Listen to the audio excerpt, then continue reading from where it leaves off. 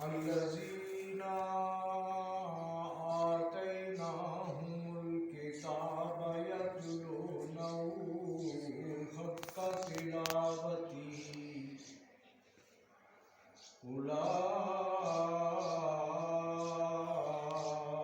أولئك يؤمنون به.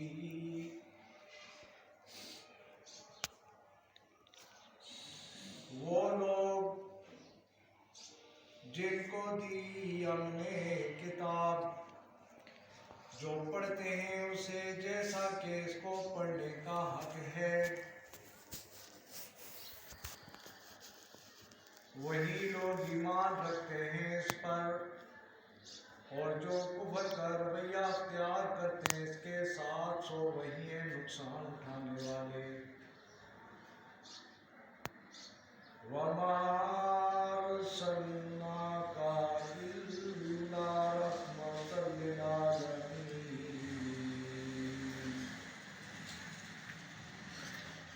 اے محمد رسول اللہ صلی اللہ علیہ وآلہ وسلم، ہم نے تم کو تمام جہانوں کے لیے رحمت بنا کر بھیجا ہے. صدق اللہ العظیم و صدق رسولہ النبی الکریم ونحن علی ذلک لمن الشاہدین والشاکرین والحمد للہ رب العالمین.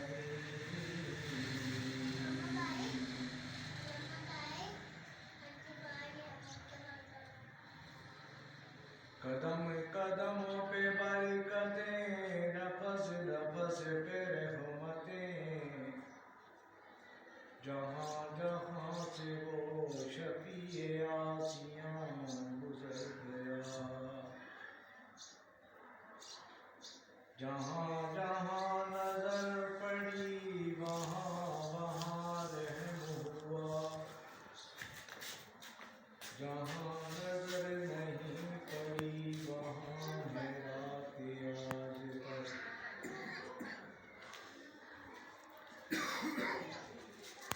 میرے بھائی،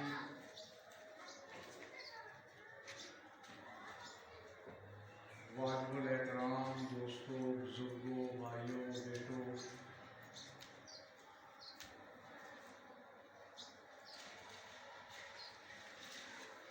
میری آواز کو سننے والی میری ماں، بہنوں، بیٹیوں،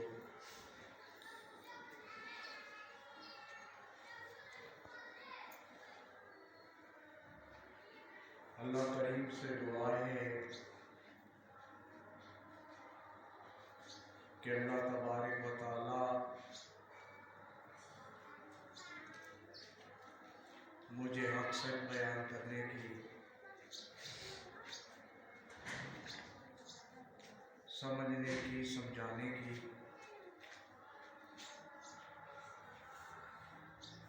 اور ہم سب کو اس پر عمل کرنے کی توفیق عطا فرمائے۔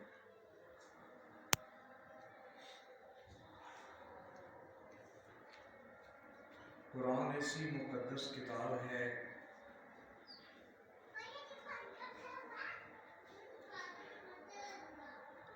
کہ اس کا ایک ایک لفظ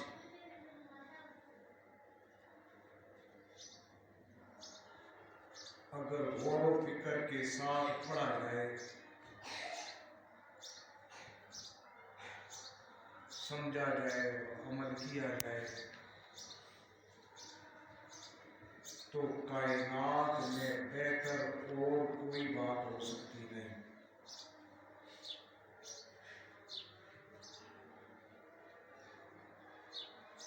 یہ قرآن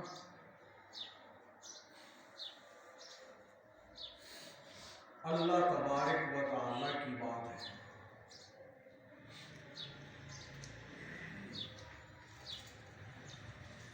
کائنات کے اندر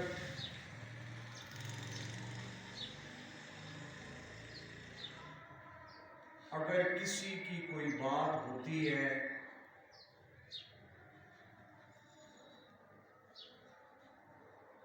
تو کہا یہ جاتا ہے کہ یہ فلاں بندے نے بات کی ہے۔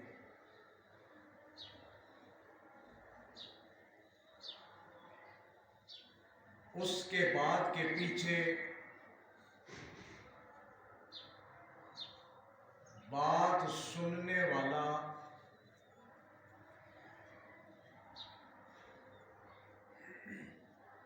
اس کی سچائی، اس کی گہرائی، اس کا ماضی، اس کا حال، اس کا کردار، سابقہ، اس کی گفت و شنید،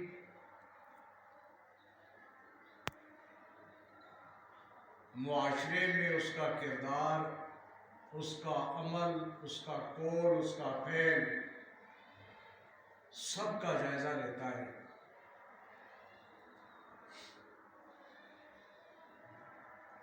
پھر وہ اس کی بات پہ رزلٹ اخذ کرتا ہے کہ اس کی بات میں کتنی صداقت ہے، اس کی بات کتنا وزن رکھتی ہے۔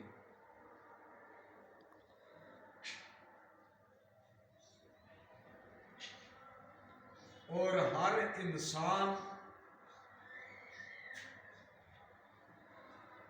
روزانہ اس خواہش میں رہتا ہے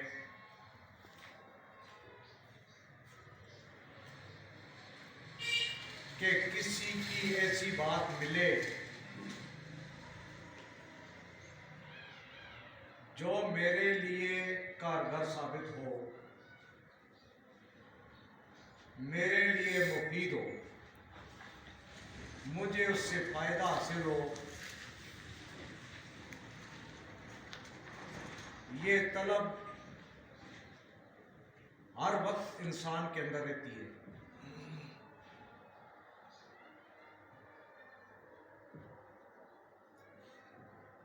اور جو بات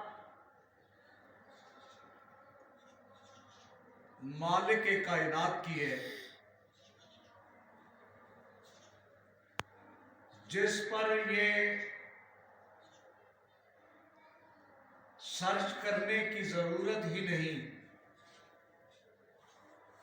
تحقیق کی ضرورت بھی نہیں، دل، دماغ، ضمیر اور انسان کی ساری قوتیں اس بات کو تسلیم کرتی ہیں کہ وہ مالک کائنات ہے، اس کی بات لا شک ہے۔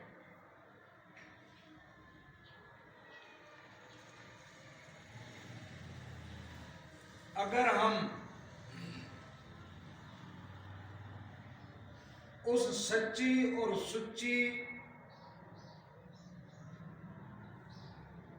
اور مالک و خالق کی بات کو روزانہ پڑھیں،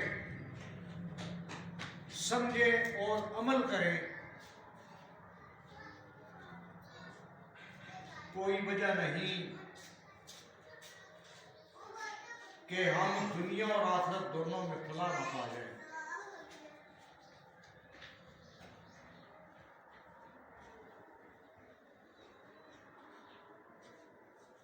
اور یہ سچی اور سچی بات مالک کی پہچان اور حضرت آدم علیہ السلام سے لے کر تمام پیغمبروں کے سلسلوں کا وجود، امتوں کی داستانیں، پیغمبروں کے قصے، کائنات کی سرچ ہمیں کہاں سے ملی؟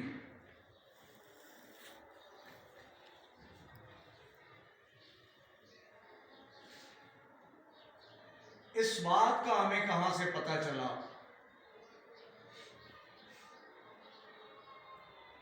کہ اللہ تبارک و تعالیٰ کی ذات ایک ہے، اللہ وحدہ لا شریک ہے۔ اللہ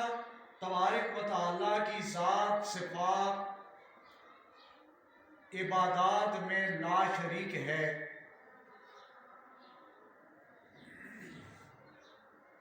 کائنات کیسے بنی، کیسے مسخر ہوئی، انسانیت کا وجود کہاں سے آیا، کائنات کا وجود کہاں سے بنا،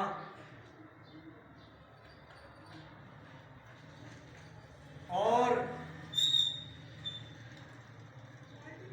ازل سے ابد تک اس کی کہانی کیا ہے۔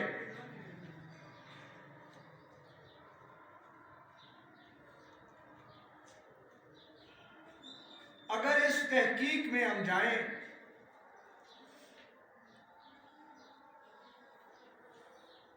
تو ہماری سوچ یہاں پہ آ کے رکتی ہے کہ وَمَا أَرْسَلْنَاكَ إِلَّا رَحْمَةً لِلْعَالَمِينَ۔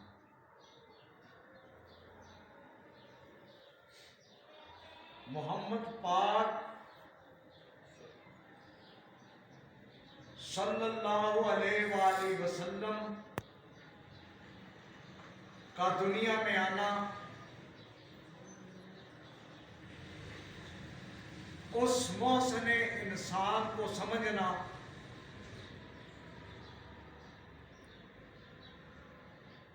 ساری کی ساری کائنات کا ہر ذرہ ہماری سمجھ میں آ جاتا ہے۔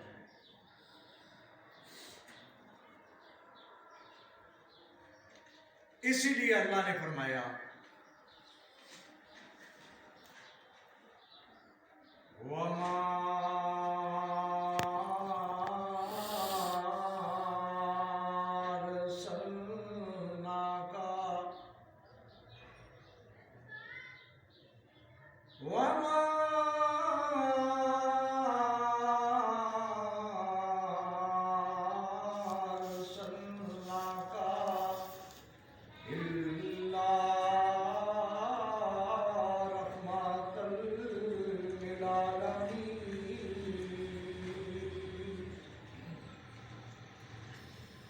اللہ کریم نے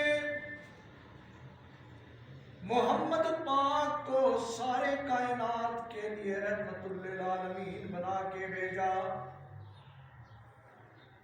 حضرت آدم سے لے کے تمام نبیوں کا سلسلہ بہتری سمجھ میں آتا ہے، اور پھر اللہ کریم نے پیغمبروں کی نسبتیں اور قسمتیں بھی محمد الرسول اللہ کے ساتھ قائم کر دی، اور پھر قیامت تک آنے والی نسلوں کو یہ بات سمجھا دی کہ اگر کسی پیغمبر کی نسبت اور قسمت ہے تب بھی محمد رسول اللہ صلی اللہ علیہ وسلم کے ساتھ ہے. اور پھر اس مسئلے کو واضح سمجھانے کے لیے، اس مسئلے کو واضح انسان کو سمجھانے کے لیے اللہ کریم نے محمد رسول اللہ کو عرشوں پہ بلایا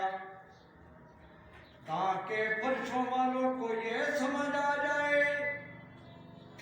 فرش والوں کو یہ پتا چل جائے کہ اگر کائنات میں میری رحمت کا وجود ہے تو محمد رسول اللہ صلی اللہ علیہ وسلم کے ساتھ ہے. اور نبی علیہ السلام سے پہلے آنے والے پیغمبر حضرت آدم ہو یا حضرت ہود ہو، حضرت نوح ہو یا حضرت عیسیٰ ہو یا حضرت موسیٰ، حضرت یعقوب ہو، حضرت یحییٰ ہو، کوئی پیغمبر بھی ہو، اللہ کریم نے یہ سمجھا دیا محمد رسول اللہ صلی اللہ علیہ وسلم کو عرشوں پہ بلا کر کے بتا دیا کہ تمام پیغمبروں کی امامت کرنے والا بھی محمد پاک ہے صلی اللہ علیہ وسلم. یہ سمجھ میں آ جائے کہ جتنے بھی پیغمبر ہوئے ہیں انہوں نے محمد کی اقتداء میں نماز پڑھ لی. سارے کے سارے، ساروں کا وجود، ساروں کی نسبت،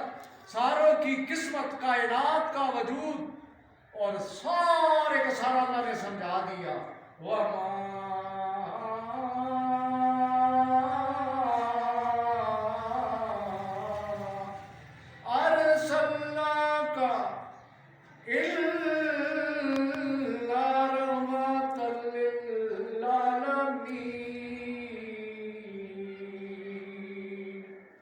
سارے کے سارے جہانوں کے لیے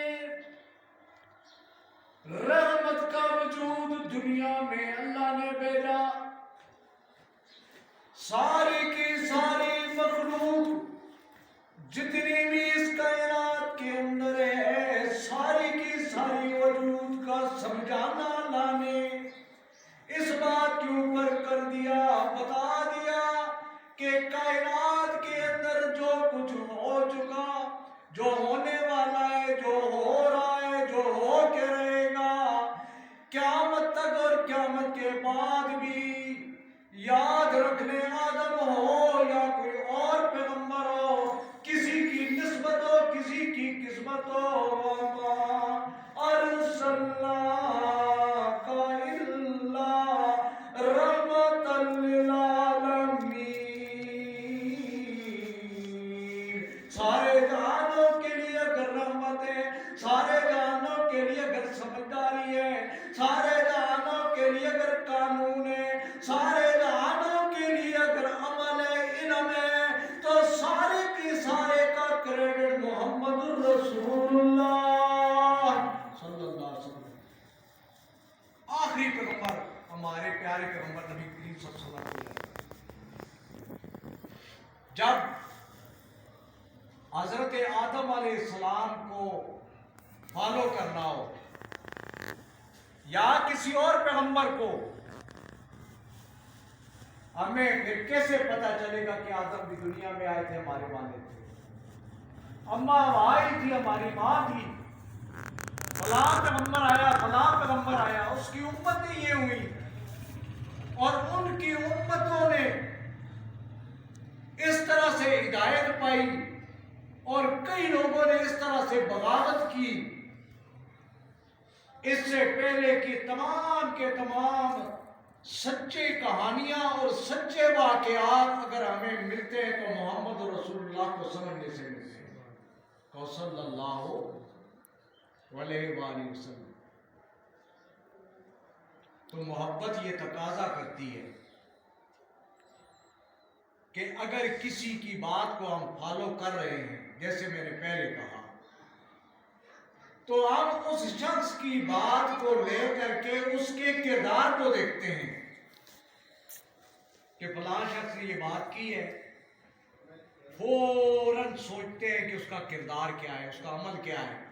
اس کی سچائی کیا ہے، کیا اس میں کوئی نقص تو نہیں، اس کی پہلی باتیں کتنی سچی ہوئی، اس کو ہم فالو کرتے ہیں. پھر اس بندے کی بات کے متعلق اپنا کوئی رزلٹ اخذ کرتے ہیں، کوئی دلیل قائم کرتے ہیں، کسی سوچ پہ جاتے ہیں، پہلے اس کی تحقیق کرتے ہیں. اور جس کی تحقیق کے بارے میں اللہ کریم نے فرما دیا، کلام اللہ، قرآن، اللہ کی بات، اس اللہ کا اتارا ہوا لا شک بات، کسی بندے کی بھی نہیں، تحقیق کی ضرورت بھی نہیں، سوچ کی ضرورت بھی نہیں، فکر کی ضرورت بھی نہیں، کہ اس اللہ کا کلام ہے جو مالک کی کائنات ہے. اور مالک کائنات کو اگر سمجھنا ہے، مالک کائنات کے بارے میں اگر ہمیں پتہ چلا، اللہ کی وحدانیت کے بارے میں پتہ چلا، اللہ کے وجود کے بارے میں پتہ چلا، اللہ کی کائنات کے بارے میں پتہ چلا، اللہ کی مخلوقات کے بارے میں پتہ چلا، اس جہان کے بارے میں پتہ چلا، دنیا آخرت کے بارے میں پتہ چلا، تو ہمیں تحقیق میں پتہ چلا کہ محمد رسول اللہ کو سمجھنے میں ساری بات ہے. جب ہم نے کالی کملی والے کو سمجھ لیا تو ساری کی ساری کائنات سمجھ میں آ گئی، سارے پیغمبروں کی امتیں سمجھ میں آ گئی، سارے پیغمبروں کی کتابیں سمجھ میں آ گئی. لیکن ان ساری کی سارے جتنی کتابیں اللہ نے اتاری، جتنے اپنے کلام اتارے، جتنے اپنے صحیفے اتارے، سارے کا سارا نچوڑ پوری کائنات کا نکال کر کے اللہ کریم نے محمد رسول اللہ صلی اللہ علیہ وسلم پہ اتار دیا. وہ ایک قرآن، اتنی عظیم کتاب، اس کے بارے میں اگر ایک لفظ کو ہم، قرآن کے ایک لفظ کو ہم تحقیق، سوچ، فکر کے ساتھ، سمجھداری کے ساتھ پڑھیں، سمجھیں اور عمل کر لیں تو ہماری دونوں جہانوں کی کامیابی ہے، دنیا کی کامیابی بھی، آخرت کی کامیابی بھی. جیسے میں نے پچھلے جمعے پہ عرض کیا تھا کہ اگر کوئی ایک شخص اس سوچ کے ساتھ اللہ کے گھر کے لیے کچھ خرچ کرتا ہے، فکر کرتا ہے، تو اللہ کریم کہتا ہے کہ میں اس کو 10 دنیا اور 70 آخرت کا ثواب دیتا ہوں. اب 10 دنیا کیا ہے اور 70 آخرت کیا ہے؟ 10 دنیا یہ ہے،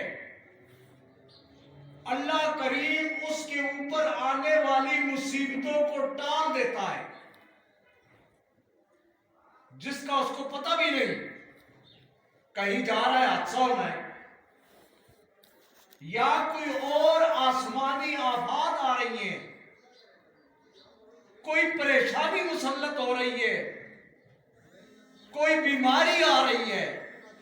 10 دنیا کے ثواب میں اللہ کریم اس سے وہ ٹال دیتے ہیں. اس کے علاوہ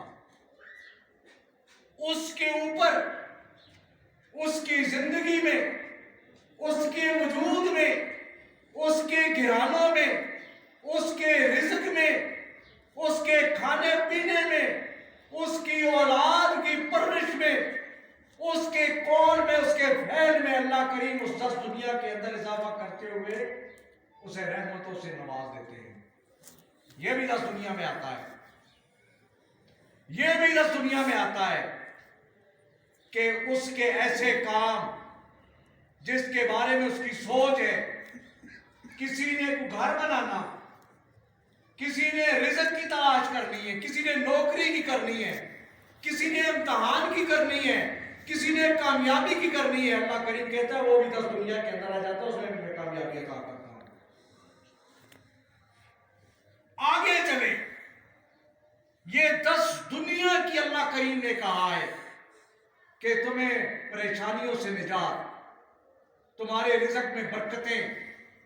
اور تمہارے کاموں کے اندر فرشتوں کی معاونت، تمہارے کاموں کے اندر اللہ کی رحمت، تمہارے اوپر آنے والی مصیبتوں کا ٹل جانا، تمہیں پریشانیوں کا دنیا میں نہ ملنا، یہ 10 دنیا کے فائدے کے اندر آ رہا ہے۔ اگر 10 دنیا کے فوائد کے اندر اللہ کریم نے ہماری ساری کی ساری کامیابی رکھ دی ہے، تو 70 آخرت کے اندر جو اللہ نے کی ہے اس میں کیا کیا ہمیں ملے گا۔ یہ نبی علیہ السلام نے جو فرمایا ہے کہ ایک شخص اگر فکر کرتا ہے، سوچ کرتا ہے، آج دنیا کے ہم کام کرتے ہیں، ہمیں یہ بھی نہیں پتا کہ ہماری جو آمدن ہے وہ کہاں جا رہی ہے، ہماری جو انکم ہے یا جو ہم کماتے ہیں وہ کہاں جا رہا ہے ہمیں نہیں پتا۔ بجلی کا بل آ جاتا ہے، لائن میں لگے ہوتے ہیں جمع کرانے کے لیے، کبھی سوچا ہے کہ اگر 1400 بل آ رہا ہے تو اس کے ساتھ 1800 ٹیکسز لگے ہوئے ہیں، کبھی ہم نے اس کی فائٹ نہیں کی، جا کے لائن میں لگے ہوں جمع کرا رہے ہیں۔ گیس کا بل آ جاتا ہے، کبھی سوچ نہیں کی اس میں کیا کیا ایڈ ہے، ہم جا کے جمع کراتے ہیں۔ روزانہ خرد و نوش، آٹا، دال، گھی، چینی، دالیں، سبزیاں، ہر چیز جو ہم خرید کے لاتے ہیں، کبھی جا کے ہم نے تقاضا نہیں کیا کہ اتنی مہنگی کیوں ہو گئی ہے۔ ہم جا کے پیسے دیتے ہیں اور گھر کی ضروریات کو پورا کرتے ہیں، مکین و مکان کے اوپر ہم خرچ کرتے ہیں، اپنے وجود کو ڈھانپنے کے لیے کپڑا لینے جاتے ہیں، مہنگا ہے سستا ہے ہم خرید کے لاتے ہیں، بچوں کی آرائش کے لیے ہم ہر چیز خرید کر لاتے ہیں، کبھی سوچا ہے؟ اور جو مہنگی ہو رہی ہے وہ مہنگی کرنے والے حکمران اس میں سے تم سے وصول کر کے گرجا گھروں کو دے رہے ہیں۔ وہ جو مہنگائی ہے تمہارے اوپر، اس سے تم سے چھین کر کے اپنی رعایتوں کے اوپر بھی لگا رہے ہیں، تم سے چھین کر کے اپنے اخراجات کو بھی پورے کر رہے ہیں، تم سے چھین کر کے سکھوں کے گردواروں کے اوپر بھی لگا رہے ہیں، تم سے مہنگائی کی تناسب میں چھین کر کے جہاں ان کا دل چاہتا ہے وہ خرچ کرتے ہیں اور تم خوشی سے جا کے ان کو دے کے آتے ہو۔ کبھی سوچا ہے؟ آج یہ سوچ لوگوں کے دلوں میں پڑ جاتی ہے، اور جی محلے کی یہ مسجد بن رہی ہے، یہ تو جی وہابیوں کی مسجد ہے۔ کبھی سوچا ہے تم لوگ یہ فکر کرتے ہو کہ یہ سنیوں کی مسجد ہے؟ کبھی سوچا ہے یہ تم بات کرتے ہو یہ دیوبندیوں کی مسجد ہے؟ کبھی تم نے یہ کیوں نہ سوچا کہ یہاں پہ نماز پڑھنے والے نمازی نماز ادا کریں گے؟ آپ نے یہ سوچ کیوں نہ کی کہ اس مسجد کے اندر قرآن پڑھا جائے گا، محمد کا فرمان پڑھا جائے گا، اس مسجد کے اندر محمد رسول اللہ کی محبتیں بانٹی جائے گی؟ یہ کیوں نہ سوچا؟ یہ کیوں نہ سوچا کہ اس مسجد کے اندر اللہ کا کلام قرآن پڑھا جائے گا؟ یہ کیوں نہ سوچا کہ اس کے اندر نمازی نماز پڑھیں گے؟ یہ کیوں سوچ نہ کی کہ اس کے اندر بچے قرآن پڑھیں گے؟ یہ سوچ کیوں نہ کی کہ اس مساجد کے اندر دین کی تعلیم کا سلسلہ ہوگا جو ہماری نسلوں تک جائے گا اور ہماری نسلیں سنورے گی، ہماری قیامت کے اکاؤنٹ کھلیں گے؟ یہ سوچ کیوں نہ کی؟ اس سوچ کی طرف کیوں چلے گئے؟ یہ فلاں کی مسجد ہے یا فلاں کی مسجد ہے، یہ تو اللہ کا گھر ہے، یہ تو غنی ہے، اس نے تو بن کے رہنا ہے، اس نے ہو کے رہنا ہے۔ اور بعض لوگ ایسے بھی ہیں، آخری 5 منٹ لیتا ہوں، بعض لوگ ایسے بھی ہیں جو بلا وجہ تعصب کے اندر پڑے ہوئے ہیں۔ یاد رکھ لیں، جو کسی مسجد کے ساتھ تعصب کرتے ہوئے اپنی سوچ کے اندر کوئی بات لاتا ہے، میں یہ دعوے سے کہتا ہوں کہ اس کو جہنم کے علاوہ اور کوئی جگہ ملنے والی نہیں۔ اللہ کے گھر کے ساتھ جو تعصب کرے، اللہ کے گھر کے خلاف اپنے قدموں کو اٹھائے، وہ مواعظ نہیں ہو سکتا۔ مواعظ وہی ہے جس کی سوچ کے اندر یہ بات ہو کہ یہ اللہ کا گھر ہے، یہاں قرآن پڑھا جائے گا، یہ اللہ کا گھر ہے، یہاں محمد رسول اللہ کی تعلیم ہوگی، یہ اللہ کا گھر ہے، یہاں پہ بچے تعلیم حاصل کریں گے۔ اور اس کے اندر میں نے اس مسجد کی تعمیر کے سلسلے میں سب سے بہترین اگر پایا ہے تو علاقے کی خواتین کو پایا ہے، جنہوں نے اپنی پھر سوچ کو رکھا۔ خواتین نے اللہ کے گھر کے لیے کبھی اس چیز کو نہیں دیکھا کہ بھلا کیے، جو ان کی توفیق ہوئی ہے انہوں نے اللہ کے گھر کے اندر آ کے شامل کر دیا۔ آج ہم جو غیر شرعی رسومات کے اوپر خرچ کرتے ہیں، یاد رکھیں اگر ہم اللہ کے گھروں میں خرچ نہیں کریں گے، اللہ کا گھر غنی ہے، اللہ خود ذمہ دار ہے، اس نے بن جانا ہے، اس نے ہو جانا ہے، اور یہ قیامت تک قائم رہنے والے ادارے ہیں۔ مساجد، یہاں پہ درس و تدریس ہوتی رہے گی، اللہ کے نیک بندوں، یہاں سے تو قرآن کی تعلیم ہوگی، محمد کے فرمان کی تعلیم ہوگی، یہاں پر تو جو بچے پڑھیں گے وہ نسل در نسل جہاں تک ان کی تعلیم کی نشر و اشاعت اور عمل کا ذریعہ جائے گا، وہاں تمہارا 1 روپیہ لگایا ہوا قیامت تک مساجد میں قائم رہنا ہے، اور تمہارے اکاؤنٹ کھل جانے ہیں۔ تمہاری سوچ سے زیادہ ہے، قبر آخرت کے اندر سوچ سے زیادہ ہے۔ فکر اس بات کی ہونی چاہیے کہ ہمارے بزرگ، ہمارے آباء و اجداد، ہماری نسلیں جو دنیا سے چلی گئی، ان کا فائدہ بھی ہمارے دیے ہوئے میں سے 10 دنیا کے اندر آتا ہے۔ 70 آخرت کے فوائد تو بہت لمبے ہیں۔ 70 آخرت کے فوائد کے اندر ایک موٹی مثال جو نبی علیہ السلام نے بتا دی ہے کہ کسی شخص نے اللہ کے گھر کے لیے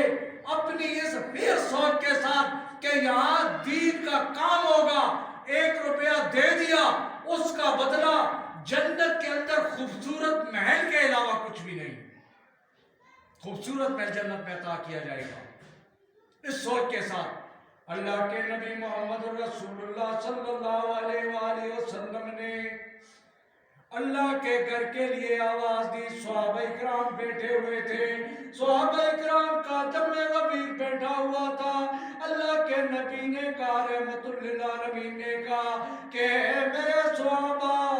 میری بات کو غور سے سنو، میں اللہ کے گھر کے لیے اگر تم سے سوال کروں کیا کرو گے؟ صحابہ اکرام نے کیا کیا، ذرا کردار کو دیکھو۔ اللہ نے اسی لیے کہا ہے میں ان سے راضی، یہ مجھ سے راضی، رضی اللہ تعالیٰ عنہ ورضوا عنہ۔ اللہ کریم نے اسی لیے کہا، صدیق اکبر کھڑے ہو کر کے کہا، محمد رسول اللہ صلی اللہ علیہ وآلہ وسلم، صدیق اکبر اپنے گھر کی سوئی سے لے کے سلائی تک سارے کا سارا اللہ کی راہ میں قربان کرتا ہے۔ حضرت صدیق اکبر تھے جن کا مرتبہ امت میں سب سے بلند ہے۔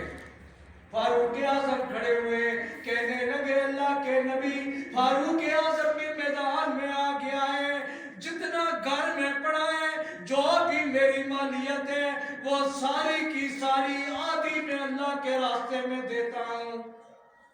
یہ فاروق اعظم ہوئے۔ اسی طرح صحابہ اکرام نے کثیر تعداد میں اللہ کے گھر کے لیے وقف کر دیا۔ آج ہم کہاں کھڑے ہیں؟ 10 روپے مسجد کے ڈبے میں ڈالتے ہوئے کئی دفعہ سوچتے ہیں کہ یار میں جا رہا ہوں، یہ 10 روپے میں سے میں نے کچھ لینا تو نہیں ہے، میری ضرورت تو نہیں ہے، اور پھر ساری ضروریات جب ذہن سے نکل جاتی ہیں پھر جا کے ہم 10 روپے اللہ کے گھر کے ڈبے میں ڈالتے ہیں۔ ہمیں یہ نہیں پتا یہ 10 روپے ہمارے لیے کیا اسباب پیدا کریں گے۔ اللہ کے بندو، جب صحابہ اکرام رضوان اللہ اجمعین نے آواز دی تو ان علاقے کی خواتین نے اپنے زیورات بھی نچھاور کر دیے تھے۔ ان کو یہ اندازہ تھا، ان کو یہ پتا تھا کہ اس کا بدلہ کیا ہے، آخرت میں اس کا خزانہ کیا ہے۔ یہاں پہ اس علاقے کے اندر اس مسجد کا وجود یاد رکھ لیں کسی ایک خاص فرقے سے تعلق یافتہ نہیں ہے۔ یہ مسجد اللہ کا گھر ہے، اور اللہ کے گھر میں ہر مسلمان کا فرض ہے آ کے نماز پڑھنا، قرآن پڑھنا، بچوں کو داخل کرانا اور دین کی تعلیم حاصل کرنا۔ اس مسجد کے 3 کام جو بہت اہم ہے، رمضان آ رہا ہے، روزے آ رہے ہیں، میری ماں بہن بیٹی جو میری اس بات کو سن رہی ہے وہ یہ بات یاد رکھ لے،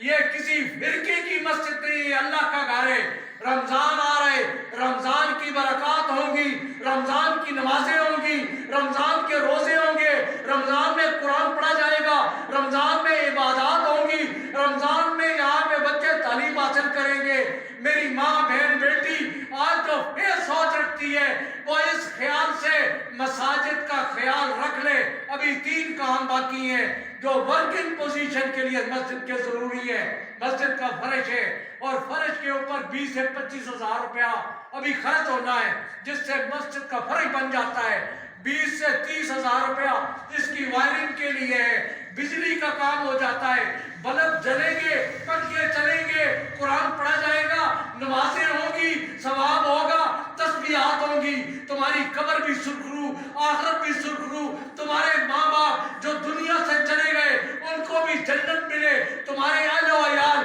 جو دنیا سے چلے گئے ان کو بھی بدلہ ملے، تمہارے گھر میں برکتیں بھی ہیں، رحمتیں بھی ہیں۔ کیوں نہیں اللہ کے گھر کے لیے سوچ کر لیتے؟ تیسرا ایک کام اس کا ہے، اس کا پلستر ہونا ہے۔ یہ 3 کام اگر اس مسجد کے ہو جاتے ہیں،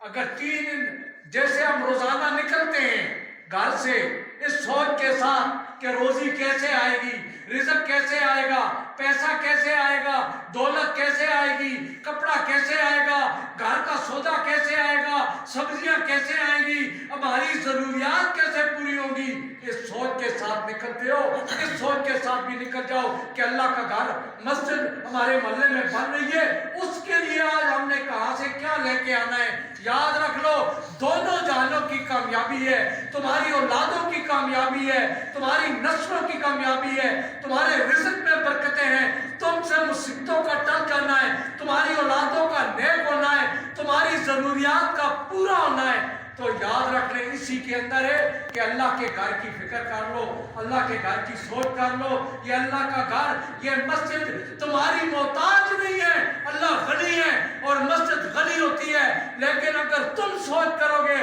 تو اس کا بدلہ اللہ تمہیں دینا چاہتا ہے، اللہ تمہارے پر تعالیٰ تمہیں نوازنا چاہتا ہے۔ تو آج سے اس سوچ اور فکر کے ساتھ جن لوگوں نے کیا ہے ان کو ان کا بدلہ اللہ کریم پورا عطا کرے گا، اس سے بڑھ چڑھ کے عطا کرے گا۔ لیکن میری ماؤں بہنوں بیٹیوں تم سے گزارش ہے، میں نے اس محلے کی خواتین کو جتنا میں نے غنی پایا ہے، یقین کر لو میری سوچ سے باہر ہے کہ وہ عورتیں آ کر کے مسجد کے اندر کام ہو رہے دیکھ کر کے انہوں نے کبھی یہ نہیں پوچھا کہ مسجد کس فرقے کی ہے، وہ آ کے کہتی ہیں بھائی جان یہ لے لو، انکل جی یہ لے لو، اللہ کے گھر میں خرچ کر دو اور ہمارے لیے دعا کر دو۔ میں کہتا ہوں اللہ سے دعا ہے، اور آخری خطبے میں یہی دعا کیا کرتا ہوں کہ اللہ کریم ان کو اس کا پورا اجر و ثواب نصیب فرمائے۔ وَمَا أَرْسَلْنَاكَ إِلَّا رَحْمَةً لِّلْعَالَمِينَ، تمام جانوں کے لیے نبی علیہ السلام کو رحمت بنا کے بھیجا، تمام امتوں کے لیے، تمام کائنات کے لیے اللہ کے نبی رحمت تھے۔ جو آیت میں نے پڑھی، آدم کی پہچان نبی علیہ السلام تک جتنی امتیں بھی آئی ہیں تبھی ہوتی ہے جب نبی علیہ السلام سے محبت کی جائے، اور نبی کی محبت یہ ہے کہ نبی کی ایک ایک ادا کو اپنایا جائے۔ اللہ کریم سے دعا ہے کہ اللہ رب العزت ہمیں صحیح معنوں میں قرآن پڑھنے کی، نبی کا فرمان پڑھنے کی اور اس پر عمل کرنے کی، اور اپنے گھروں کے اندر دین کی تعلیم کرنے کی اور عمل کرنے کی توفیق عطا فرمائے۔